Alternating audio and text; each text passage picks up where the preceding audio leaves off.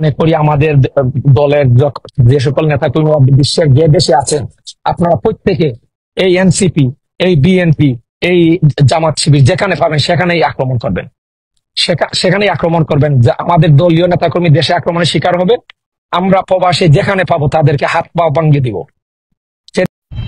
এয়ারপোর্টের হামলার পরে আজ সন্ধ্যাবেলা আওয়ামী সন্ত্রাসীরা আবার আমার হোটেল লবিতে এসেছিল হামলা করার উদ্দেশ্যে, এবং সে সময় যুক্তরাষ্ট্রে অবস্থানরত এনসিপির সদস্যরা এবং আবার শুভাকাঙ্ক্ষীরা তারা তাদেরকে প্রতিহত করেন এবং পুলিশের সঙ্গে যোগাযোগ করেন। পরবর্তীতে পুলিশ ইনভেস্টিগেশন অফিসার তিনি প্রিসেক্টে এসে মামলা দায়ের করার জন্য আমাদেরকে পরামর্শ দেন। তার প্রেক্ষিতে আমি এয়ারপোর্টের খুব কাছের যে থানা পুলিশের রয়েছে সেখানে এসেছি, এবং যারা সেই দিন আমাদের উপরে হামলা করেছিল এবং হত্যা চেষ্টা করেছিল, ডেথ থ্রেট দিয়েছিল, তাদের ব্যাপারে আমরা এখানে মামলা দায়ের করেছি।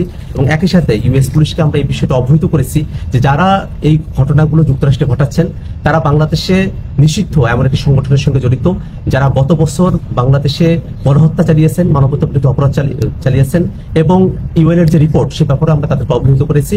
আমরা মনে করি যে আওয়ামী সন্ত্রাসীরা তারা দেশে হোক দেশের বাইরে যেখানেই হোক, আমরা তাদের ব্যাপারে আইনগতভাবে যে প্রতিকারের ব্যবস্থা সেটা আমরা গ্রহণ করব। এবং আমরা এই কথা বিশ্বাস করি যে আওয়ামী সন্ত্রাসীরা তারা যত ধরনের অপরাধ করেছেন সেই অপরাধগুলোকে আইনগতভাবেই নিষ্পত্তি করা সম্ভব, এবং আওয়ামী লীগ তার সন্ত্রাস নিয়ে বাংলাদেশে আর ফিরে আসার সুযোগ পাবে না।